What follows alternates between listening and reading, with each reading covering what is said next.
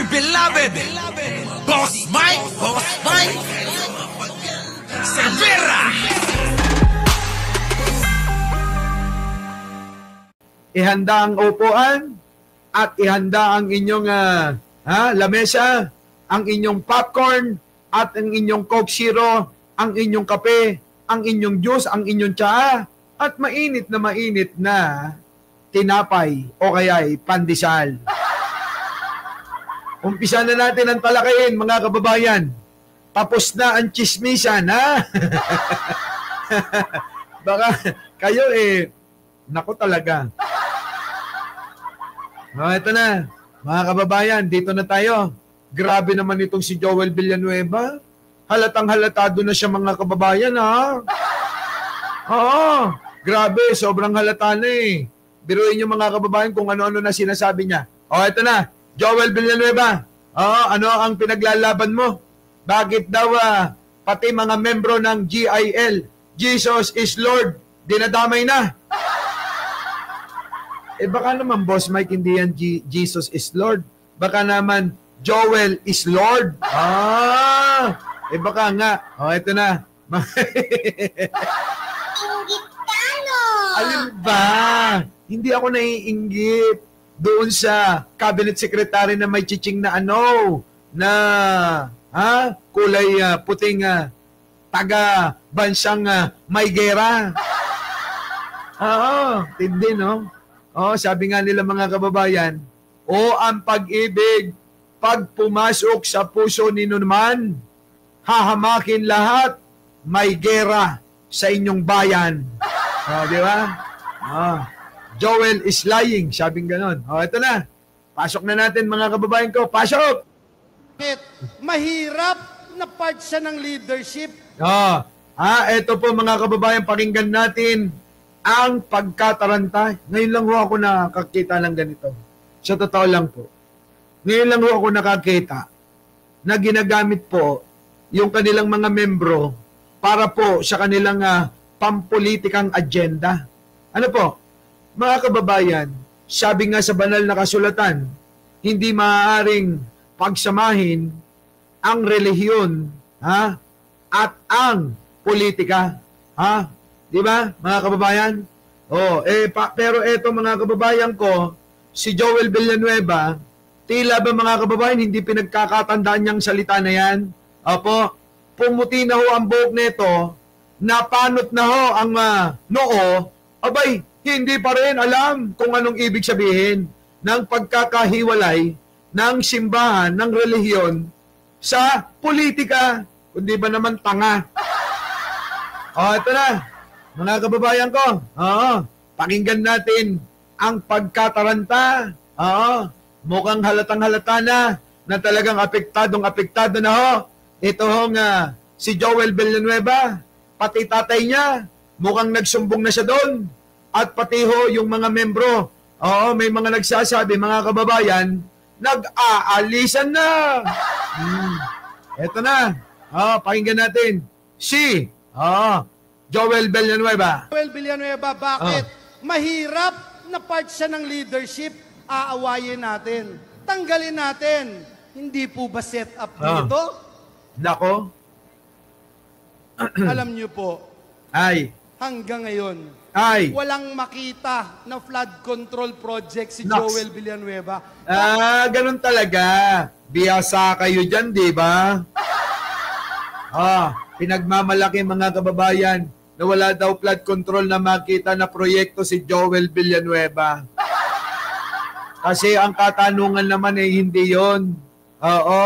Ikaw ba ay kumausap sa mga tao na humingi ka ng mga pondo para gawing proyekto? Diba? Hindi mo nga tinanong kung saan napunta yung hiningi mo na pondo na kumikbak ka ng 150 million. Diba? Ang tanong kasi dyan, anong ginawa mo? Bakit mo tinanggap yung binigay na 150 million? Yun lang naman ang tanong. Tama, mali? Joel Villanueva. Sige. Kahit na anong imbento, wala pa ring maituro. Ako! Yung binabanggit kanina ni Minority Leader Alan Cayetano, paulit-ulit sabi, miyembro ng Commission on Appointment si Joel Villanueva. Hindi naman pala. Hindi pala ako member ng CA noon na pinaparatang nila. Kita nyo mga kababayan, habang nasa dapat ang pinag-uusapan mga kababayan, ay yung po bang kung ano ang gagawin sa kanilang samahan, sa kanilang sekta, hindi ko alam kung relihiyon na sila, mga kababayan, yung pong kanyang kinakasangkutan na anomalya, ang tinatalakay niya, hindi na nahiya to, mga kababayan. Pabago-bago na po ang storya. Pabago-bago na ang aligasyon. Mahigit 100 na ang storya. Iba-iba po. Bakit hindi ka kasi umarap sa ICI? Walang nababago, magnanakaw ka pa rin, Joel Villanueva. Anong sinasabi mong pabago-bago? Pabago-bago. Ikaw lang nagbabago. Sabi nila, oo. Nagbago ka na raw ng asawa. Totoo ba yon? Kung totoo yun, parehas tayo. Hindi ko itatanggi. Pero ikaw kaya, aaminin mo ba? Di ba? Sabi, pabago-bago na, Eka. Totoo naman eh. Pabago-bago. Nagbago ka na ng asawa. Parang ako. Di ba? Di ba? Kaya lang ako, umaamin ako. Opo, agad. Opo. Ganon. Si Joel Villanueva ho, sinagot na ho ba? Yung pong mga lumalabas na mga kwento at mga article na eto daw si Joel Villanueva ay meron pong batang-bata na inasawa, mga kababayan, daw. Ayon mismo yan, mga kababayan, sa BNC, di ba? Binigyan ng bagong kotse. Binigyan, niregaluhan ng mamamahaling mga gamit. Mga bag. At kung ano-ano pa. Baka mamaya may Rolex pa. Di ba? At binigyan ng negosyo. At talaga naman yung negosyo, mga kababayan, na skin clinic daw, grabe naman. High-end. Di ba? High-end Babaero daw. Oo, kayong dalawa ni Joel Villanueva, Boss Mike, babaero kayo. May business pa, sabi ni Ace Valenzuela. May negosyo, may kotse, may mga mamahaling bag. Kita niyo, mga kababayan ko, siyang ka pa. Di ba? Yun ang pabago-bago. Ilang beses sa mga pagdinig sa Kamara, sa Senado, ang sabi po sa General Appropriations Act yan. Sa GAA yan. Pero nung huli sabi, ay wala pala sa GAA. Nasa unprogrammed funds pala. Huwag mong lituin yung tao. Nililito ni Joel Villanueva yung mga tao, mga kababayan ko Sa totoo lang po, ang sagutin mo, totoo ba na tumanggap ka ng kickback galing sa flood control? Diba? Ang laki ng goiter siguro. Diba? Yun hindi niya sinasagot yung mga yon.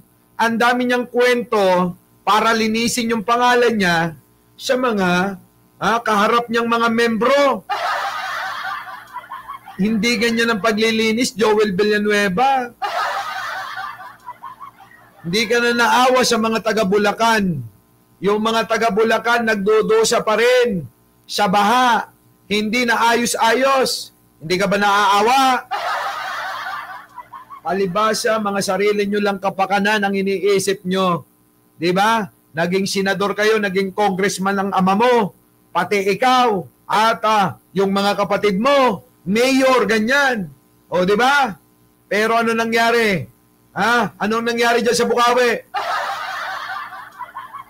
Diba? Nga nga. Baha pa rin. Baha pa rin. Lubak-lubak na mga kalsada. Kita nyo, may pagbabago ba?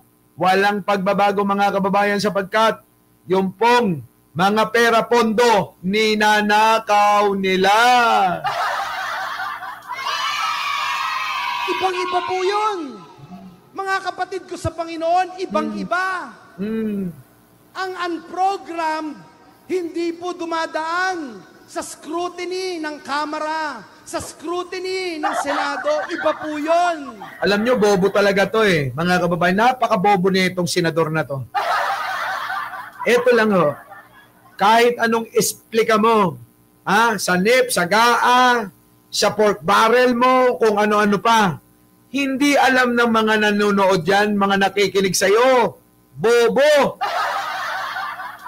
Hindi alam. Ano alam nila ron?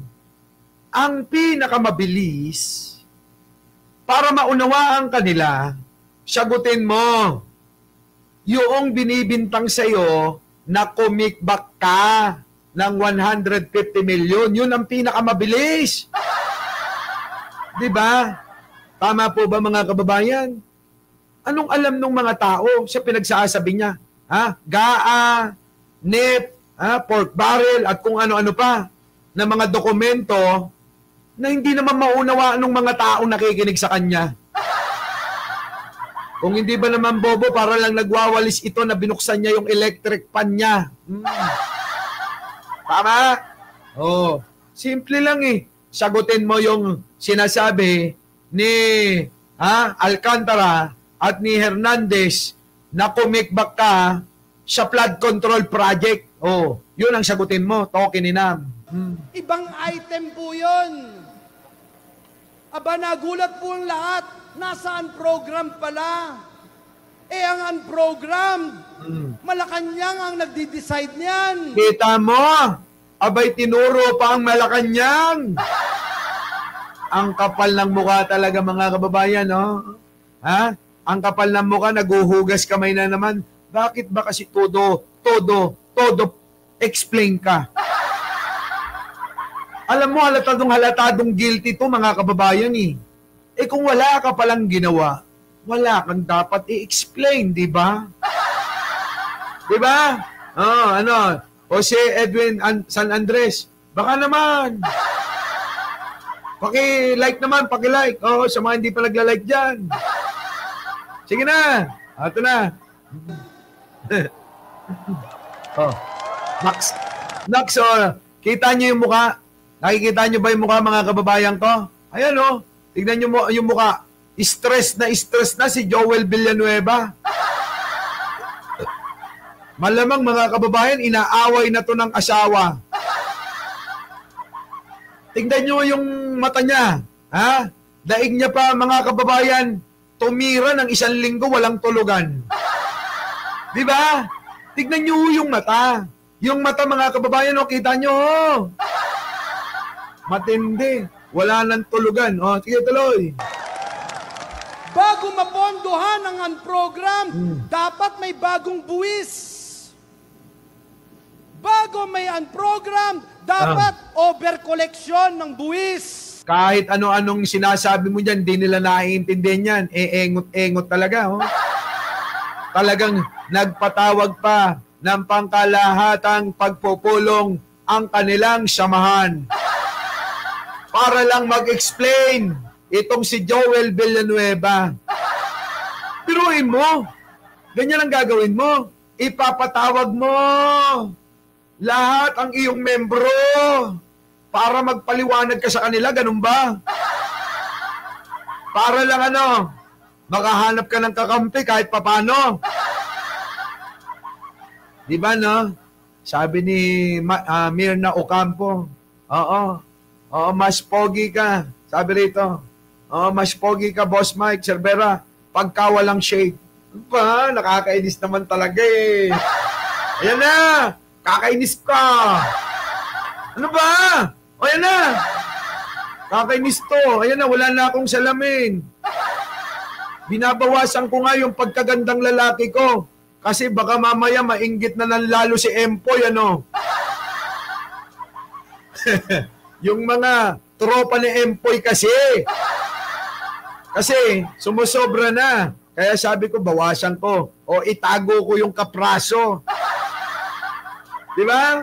Kaya tinatago ko yung kapraso ng mata ko. Ay, yung mga mata ko. Alam nyo naman itong mga mata ko, mga kababayan ko. Pag tumitig ito, daig pa si Mr. Cabinet Secretary. Ay, Empoy, baka mamaya nai-inlove ka na, ha? Eto na. Mga kababayan, tinanggal ko na yung salamin ko para naman walang masabi si Maring Merna Ocampo, ha? Oh, binabawasan ko na yung gandang lalaki natin para naman makahabol si Attorney Empoy. Kayo talaga, oo. Ayawan ko ba sa inyo? Eto na. Eto na. Ace Valenzuela, sige na. Nelson Tulin, isa ka pa. Si Leonora Brown ba? Kararating lang. Delia Shakoko, Meli Hashigawa, no, nagtatanong pa. Boss Mike, may live ka. Naka-live na nga, may live ka pa. Eto ba, di ba? Partida na yan, Tatago pa natin yung yung pang-akit natin, tinatago ko na, pinapartidahan ko na nga siya. Huwag nyo na akong ikukumpara kay Banat Bay, ha? Diyos ko naman, pati ba naman yun? Ha? Ikukumpara pa. Di ba? Dito na lang tayo sa mga ligaw. Ligaw, lito, hindi alam kung saan napapanig. Di ba? Nung si Magalong ay kasama ni Pangulong Bongbong, tinigilan nila. Nung panay ang parinig ni Magalong, mga kababayan, abay panay tinantira nila. Malaman-laman natin, mga kababayan, si Magalong daw pala, ito daw di umano kasali sa nagpaplano ng kudita. Kapal ng mukha ni Panutya, ni Calnot, kung totoo, no? Magalong, makapal din yung bumbunan mo, no? Kung totoo yung mga lumalabas na mga issue sa'yo. Pero mo, sinasabi nila, ikaw daw ay kasama sa pagpaplano ng kudita. Black ka. Eto na, pakinggan natin si Villanueva. Dapat ang mga government-owned and controlled corporations, dapat maraming nakolekta. Nina! Bago ang program ay i-release, dapat may certification ng Department of Finance. Wala, hindi naiintindihan ng mga tao yan. Ewan ko ba to? Bobo, mga kababayan, Bobo talaga si Joel Villanueva. Halatang halata, mga kababayan, yung pagkadesperado niya. Na-explain sa mga membro nila yung kanyang yung kanyang saloobin. Kasi nga daw, sabi nga nung aking kaibigan, lumayas na daw sila sa GIL daw. Oo. Sabi nung kaibigan ko, sabi, umalis na kami dyan, buong pamilya. Oo. Hindi na tama yung nangyayari, Eka. Diba? Dapat, bago sabihing may pondo, kailangan ng certification ng Department of Budget and Management. Kung kay Joel Villanueva yung project na yan. Kita nyo, mga kababayan ko, layo ng kanyang ini-explain. Joel.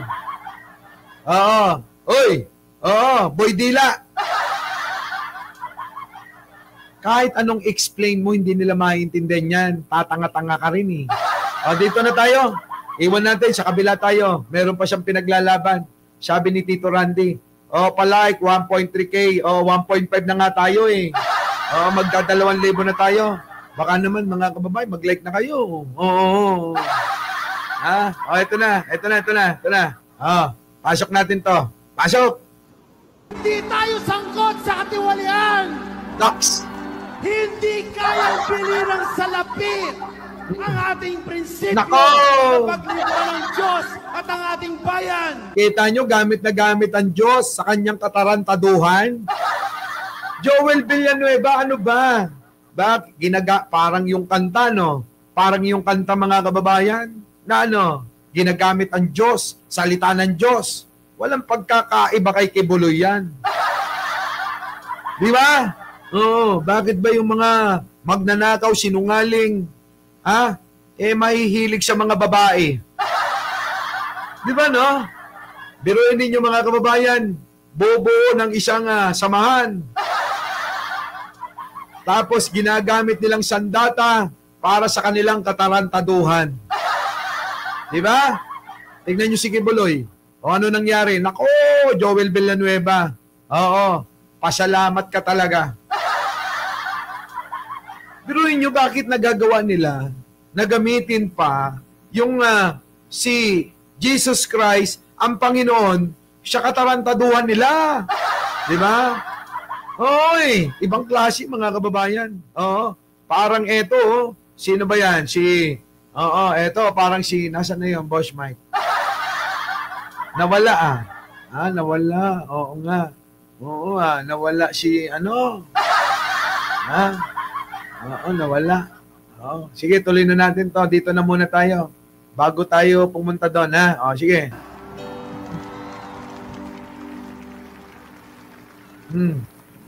May resibo po tayo dyan. May resibo po tayo. Oo. Ngunit gusto kong sabihin, May resibo daw siya. Kami din naman Kami din naman may resibo. Yung alin, yung kinikbak mo. Sabi ng mga nasasangkot na mga kaibigan mo, tinanggap mo yung 150 million na galing sa 600 million na flood control project. Di ba? Hindi, no? Ang lakas magsinungaling. Sinungaling. Kapal lang mukha mga kababayan nito. Oh. dito sa kalagitnaan Laps. ng Luneta Grandstand, kaming mga JIL people, Siya nagbabanggit, dinadamay, tapos sabi, huwag niyong idadamay yung relihiyon namin. Ikaw naman yung nagdadamay Ikaw yung nagsasangkot sa relihiyon ninyo, sa inyong sekta, sa inyong samahan. Ikaw ang nandadamay Tapos sasabihin mo, huwag niyong idamay. Paano hindi madadamay niyan? Ikaw mismo nandadamay. Pakinggan nyo. sabihin dito sa kalagitnaan ng Luneta Grandstand, kaming mga JIL people, Naks. we sincerely believe Naks. that if God is with us, Naks. no one, nothing, Kita and nyo? no circumstances here on Ay, puta! Drama! Tandaan nyo. Kung gusto nyo na umasenso at gusto nyo maging successful sa politika, at maging successful na politiko, gayahin nyo yung drama ni Joel Villanueva. Sigurado yan. Sigurado yan. Matindi, Buti na lang, mga kababayan, dumating na si Maring Jazz. Ang ganda ni Maring Jazz, Maring Jazz. Shoutout sa iyo. Thank you, Buti na lang, nandiyan ka. Nandiyan nga pala si Ballpoint Man. Tagpuin mo na yan, bago makulong. Tagpuin mo na si Ballpoint Man bago makulong. Eto na, mga kababayan. can be against us. Amen! Come on, somebody shout, hallelujah! Nako! Hallelujah, biglang hallelujah. Na-explain ko na. Wala akong kasalanan. Hallelujah! Putik na yan, Sarap gayahin, mga kababayan, itaas natin ang mga kamay. Naniniwala po ba kayo na magnanakaw si Joel Villanueva? Sabihin nyo, amen, mga kababayan, amen! Si Joel Villanueva ba ay magnanakaw? Amen! Ganun. Hayop. Di ba, no? Alive, alive, alive forevermore. Di ba? Bang klase, kita mo? Oy, mukhang nagbabadya na yan, Ballpoint Man. Dinagdagan pa ni Maring Jazz, Diba? So, makaka-dinner na ako. Sa bagay, ilang minuto na lang to. matatapos na, ano? Magdi-dinner na ako. So yan, mga kababayan, ang isang Joel Villanueva na halatang halatado na talagang siya, mga kababayan, guilty. Our beloved Boss Mike, Boss Mike.